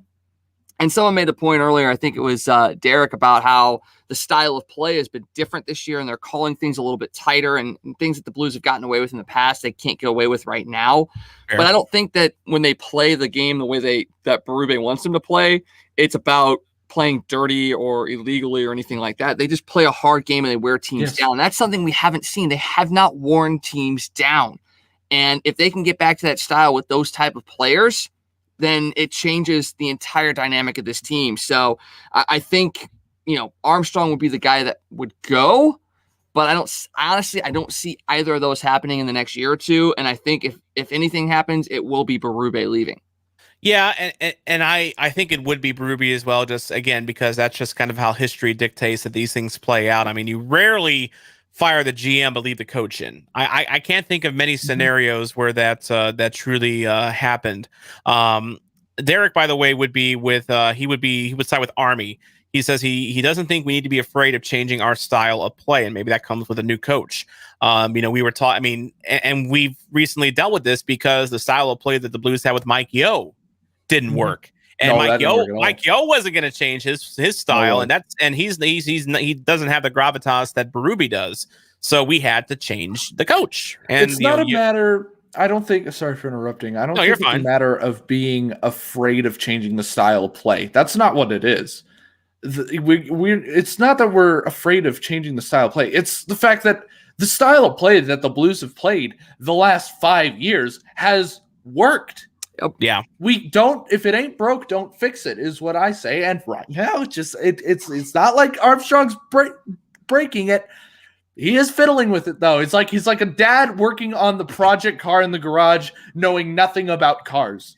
I had one of those dads. Well, he looks at what Colorado and Vegas are doing, and he's seeing high scoring offenses and defensemen that can score as well. And he's going, we got to compete with that. When really, who is the team that won the Stanley Cup in 2019? A team that was better than Vegas, a team that was better than Colorado. And has won a Stanley Cup since 1967. Yeah. Better than Toronto. So I'm just saying, like, he's looking at what the NHL might be going to, and he's saying, we got to keep up. When really the style of play works, but you have to have the right players and the right coach to make it work in this league. You can be a physical, heavy team without sacrificing speed and losing to those teams, because physicality will disrupt speed. And we saw that when the Blues played Dallas, 4 or 5 years ago, when they had all those quick, small defensemen. You got in deep on the forecheck, you laid the hit on those smaller defensemen, and the Blues were able to beat Dallas. And that's the same sort of formula that needs to go forward. Yes, you're going to need faster players. I get that. But it doesn't have to be the whole team. You can still have fast players that are physical. And I think that's the thing that's getting lost on Armstrong, is that you can have both of both worlds, fast and physical. Exactly. That is exactly right. And, I want to go back to another point, and that is the fact that, and King Angus actually makes this point right here. He would let Armstrong go over Berube because he loves Berube's coaching style, and he thinks the players are pretty responsive to it. Yes. That last part is key, because how many coaches have the Blues have had over the years where they might start off very hot, but then eventually the players just stop responding? Andy Murray, good example of that. Murray was the coach that kind of led the Blues out of that, late 2000s mire. but eventually the players stopped responding to him. And I think he's not even coaching in the NHL anymore anywhere because he kind of has that rep. You know, he does things a certain way and the players don't respond. Hitchcock, same thing with him. I mean, he retired. I guess that's the official explanation, but I feel like in his last season, the players were starting to kind of lose the plot with him. Players lost the plot. Berube, players coach, understands a player's mindset, and I still think he has this team. I don't think he's in any danger of losing this team at this point. No. And I, just hearing you guys, I kind of have shifted over to, if you had to get rid of one, I would have originally said Berube, but I would say probably now Armstrong. Just for that simple fact, you can, sit in an office, make all the great trades you want, but in the end, the players got to play, and the players got to play for the coach you put in front of them. And and Blues players, they will play for Craig Berube. They will fight hard for Craig Berube. Yes, they'll, like any team, you'll go through peaks and valleys. You'll go through some spurts where you just don't feel like it, and you just, you're not putting in max effort. Berube gets this team out of those doldrums. Yes. That's one of his strengths. He's not an X's and O's guy, but damn, he's a motivator. Seriously, you don't want to piss this guy off. I mean, he's got a personality. He's a fun guy, but even if it's just me, in a post-game scrum, talking to him, I always make sure I don't ask a stupid question because I'm afraid, he's going to, just punch me in the face because that's what he did for a living. And he's got this face of granite. He can have this really stone face. And if he's staring at you, you feel like he's staring into your soul, but he's actually a nice guy. He is actually a nice guy, and he's relatable and he's fun, and the players like playing for him. By the way, according to the Vegas Blues fan, Andy Murray is coaching the NCAA men's hockey. So he took the Red Berenson career there. But back to the Berube versus Armstrong thing. Here's another thing kind of against Armstrong here. We talked about the Berglund and Sobotka, going to Buffalo for O'Reilly. How many times has Doug Armstrong made a really bad signing or a really bad trade and then eventually bails himself out, but not without paying some sort of price? Like we talked about Sobotka, we talked about Berglund. What about Yuri Laterra? We eventually get rid of Yuri Laterra, but it cost us 2 first rounders. And then we get, Braden Chen back, who probably would only cost 1 first rounder, but we had to give Philly a second just to get Laterra all out of our hands without buying him out. If Doug Armstrong retires from hockey, he needs to start a second career as a Vegas gambler because he's lucky. I think Doug Armstrong gets. He seems like a very smart guy and a calculated guy. But damn, if he doesn't get lucky, if Justin Falk doesn't turn things around this year, I think that question's simple. Armstrong, get the bleep out, But now it's kind of a question. But again, it's another one of his moves that he gets kind of bailed out on. Well, he bets heavy early. Yes, he's been bailed out a couple of times. But you also have to remember when those kinds of contracts were signed, when he signed Alex Steen, when he signed Patrick Berglund, when he signed Yuri Laterra, it was at a point in time where the Blues didn't have really the ability to attract bigger stars, and they had to field the team. And that's what I think gets lost is people like, oh, well, they signed these guys to long-term bad contracts. No one wanted to play for the Blues, okay? Yeah. No one wanted to come to St. Louis to play here. So you have to make sure that you're able to field the team for 2, 3, 4 years. But yes, the contracts were bad, but they were playing top-line minutes because they couldn't bring anybody or develop anybody else. So you had to pay him the money that a first or second line guy would get paid, even if they weren't producing at the normal first or second line level. And yes, sometimes in that instance, you have to give a little bit more away than you want to. But he did shrewd moves. He got Braden Shen. He got Ryan O'Reilly. Yes, the next couple of years in the draft, not so great. But he also, traded Ryan Reeves and got a first-round pick and Oskar Sundqvist. So he sees talent. He knows talent. It's just a matter of is it going to be able to gel with the coaching staff that he has? And that's once again where that disconnect, I think, kind of lies. Well, and to your point on that Pittsburgh trade with Reeves, I mean, I think that was more just Jim Rutherford being insane, which is, which has been documented multiple times, and now he's no longer the Penguins GM for a reason. And then, of course, Derek points out that, he looks at the Sharks, and, he's just glad we don't have a GM that hands out overly massive contracts, LOL. Carlson, Vlasic, Burns, Evander Kane, although they could escape that one eventually just because of Kane's own malfeasance. That contract's going to look bad real soon. That's going to look bad in 2-3 years. That is woof. Exactly. And if you look at the Blues roster right now, there's really no one that you could say is like, oh my God, that contract, ew. We don't have that anymore. I mean, Falk would have been the one last year. Falk, Krug. Last years of those contracts are going to suck. Oh, Binnington was here in the last year of that contract if he's not great. And that's the thing. That's the great thing about the Binnington contract is over the next 3 years, you've got a Stanley Cup winning goaltender in your system. Mm-hmm. Okay. Mm-hmm.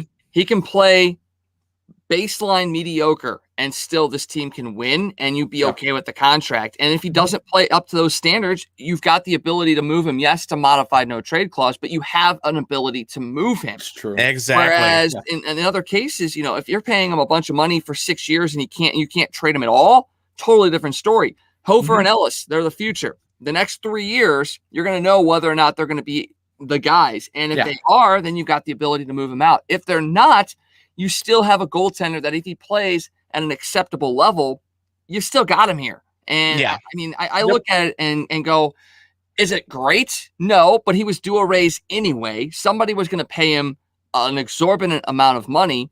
And yet he sat there and you look at it, he took a discount essentially to stay here. He knows what he's gone through and he knows what St. Louis has meant to him. He's going to continue to play at a level that, at least in my mind, is going to be acceptable. And I'm okay with that. But by the way, on Torrey Krug, you mentioned the Krug contract being potentially painful. Would you rather have him or Erik Karlsson right now? Oh no, you really need to ask me that? Okay, maybe not that one. Would you rather have him or Brett Burns right about now? You really have to ask me that. Would you rather have him or Marc-Edouard Vlasic right about now? Torrey Krug. Exactly. And you know what? The main difference between Krug and those other guys, Krug doesn't make as much as those other guys. It's not the worst contract in the world that he has. It's I mean, you do worry about his ability to hold up, over, a long period of time because he is kind of a smaller guy, but he does throw the body. He has 35 hits this year. By the way, do you know who actually we're talking about, defensemen who, we don't have really any big people movers anymore like we used to. You know who actually leads the Blues in hits right now? Justin Falk. Justin Falk. 74 hits in 31 games. That is pretty damn good. And he's not a big guy. I would not call Justin Falk a people mover per se, but he is physical. Krug's physical. And by the way, those are your two hit leaders on defense for Blues, by the way, Falk and Torrey Krug. And let me ask you this about Torrey Krug as well. People are like, oh, I don't hear about him much. He's not putting up points, what have you. I mean, he's putting up, he's got 16 points on the year. But here's the one thing that you have to remember. If you don't hear Torrey Krug's name while on defense, that's a good thing. Yes. That means he's not giving up done level plays. I mean, that's the whole. He's going up against top pairing lines, and yet he's holding his own. You don't hear his name. That's what it is. Krug has been better than Petro this year by a lot. He's actually been able to play, but true. He still is. Game for game, Torrey Krug is playing better. Yeah, got to keep that in mind. Absolutely. Absolutely. By the way, this has been a great chat. I think we are going to wind down here in just a little bit. But one of the things that's kind of kept us going here is the fact that look at all these comments that we have for this episode. I mean, my goodness. And you know what else is fueling us tonight? Let me go ahead and find one particular comment here. Here we go. From King Angus. You know what else is fueling us? King Angus lives for Leafs fans being bullied. Because let's face it, if there's one thing that can unite all hockey fans across North America, it is the fact that Toronto fans can be kind of a pain in the ass. And we love Media. and Yes, we love the Toronto media can. and we love and we like Leafs occasionally. We poke fun at him. He's a good sport. He pokes Yes. at us. That's fine. Yes, we did not have a cup before 2019, but at least we have a cup, in the 2000s. But yeah, it a lot of fun, and I'm digging all these comments, and I appreciate you guys, dropping by to offer your opinion. Of course, this is why we do our live streams on Sundays, and we're glad that you can be here. Of course, I guess I got to thank you, Mason, for Derek being here. Oh, Derek's he's a good guy. He's been a big supporter of mine for a long time. After every single one of my videos, he's posting a whole paragraph. Love reading those comments. So, yeah, and Vegas Blues fan is one of our more loyal followers on Twitter as well at Bluenotes Pod. Want to thank him for checking us out as well. We may disagree on women's hockey, Vegas Blues fan, but it's okay to disagree. We all come from different backgrounds and different viewpoints as well. Diamond Des checking in tonight. Thanks a lot for your contributions as well. King Angus, of course, we've given him some dap earlier as well. Luke Whitman, actually, he was here earlier, I think he was, but then, he was right here. Bortuzzo's Vincent's babysitter, but he kind of, took a little bit of a back seat this one. So Luke, I know Luke's busy though. Luke is a coach of a college baseball team. Oh yeah. Which if you've never coached at that level or really any level, coaching is a time suck. It is a time consuming affair. So we're lucky that we even have Luke Whitman around to, do our weekly wraps as well. So shout out to Luke Whitman and his contributions as well. That is going to do it for this episode of Bluenotes. Again, we are working on getting Joel Hofer. Hopefully we can have that maybe as soon as next Sunday, but that kind of depends on how Utica wants to play ball on that as well. We also might try to see if we can get on the Soda Pod guys on for our Thursday episode before the Blues and the Wild meet Friday, because there are one team that we haven't checked in with during our West Coast road trip yet. So I'm going to see if I can line that up for tomorrow maybe, and then have it ready for Thursday. So we'll keep tuned for that. That's really all I got for tonight, guys. Any final thoughts? Let's go to you, Wags.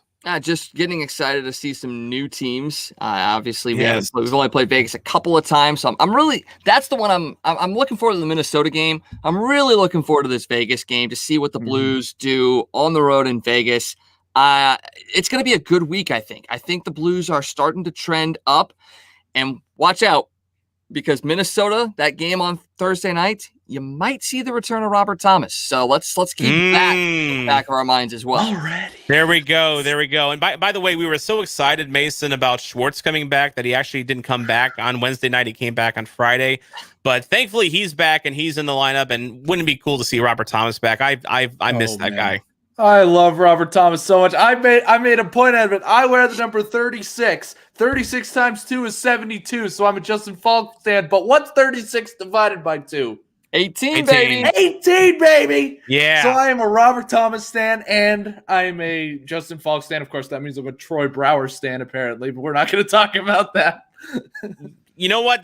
Troy Brower was a good player. I mean, he got that critical goal against Chicago. So sure. That was Troy Brower. I can deal with some Troy Brower love. And of course, as Wags was just pointing out, his retro Blues jersey, not the reverse retro because he actually has class, is a Robert Thomas, and we have matching retro Robert Thomases. By the way, we need to. Do I need to get one? I think you do.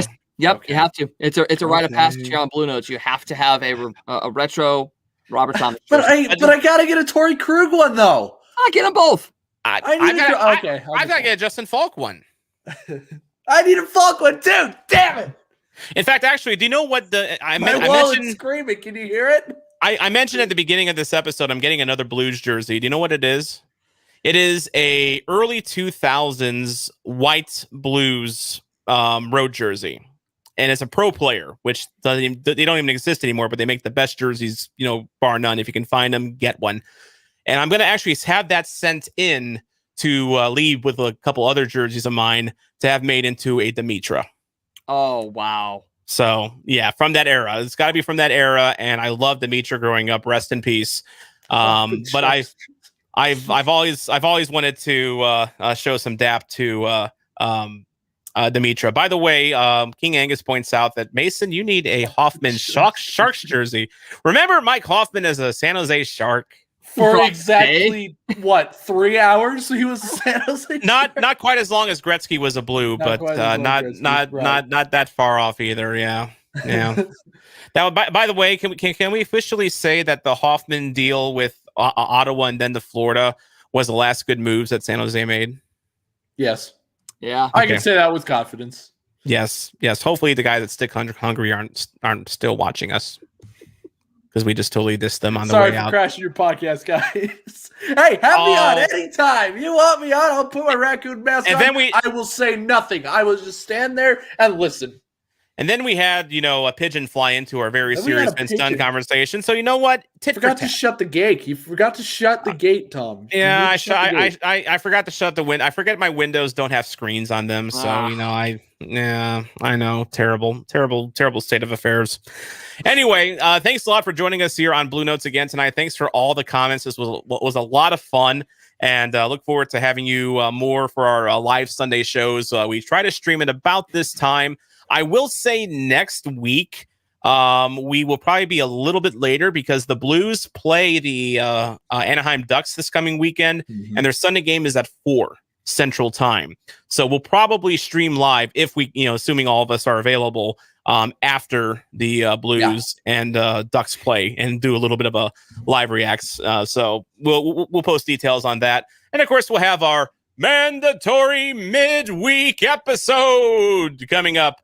Whenever we feel like streaming it Wednesday nights, or it'll definitely be available wherever you get your podcasts from on Thursdays. But that's going to do it for me and the boys. I want to thank you for listening and watching, because without you, there is no me, there is no Wags, there is no Mason, and there is no Hockey Podcast Network. Of course, there's also no Luke Whitbin, by the way. Shout out to Luke Whitbin up in Minnesota as well. Sorry, we're going to have to beat up on your Wild up there, but that's okay. I'm Tom Franklin, reminding you to not be a chump. And what should people do, Mason? Play to the whistle. Is that all you got tonight? Yeah.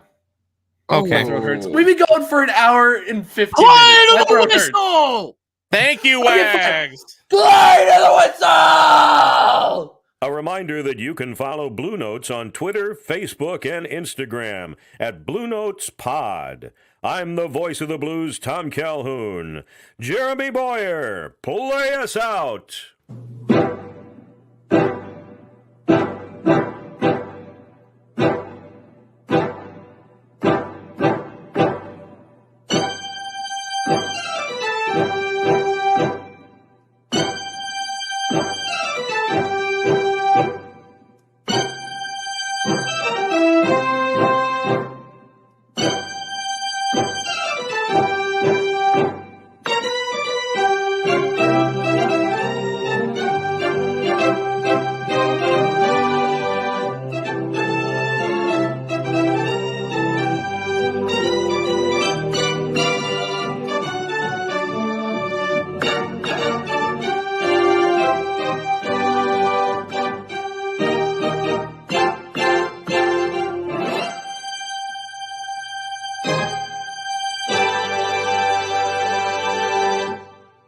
You're listening to the Hockey Podcast Network, your home for hockey talk covering every team in the NHL. New episodes every Monday.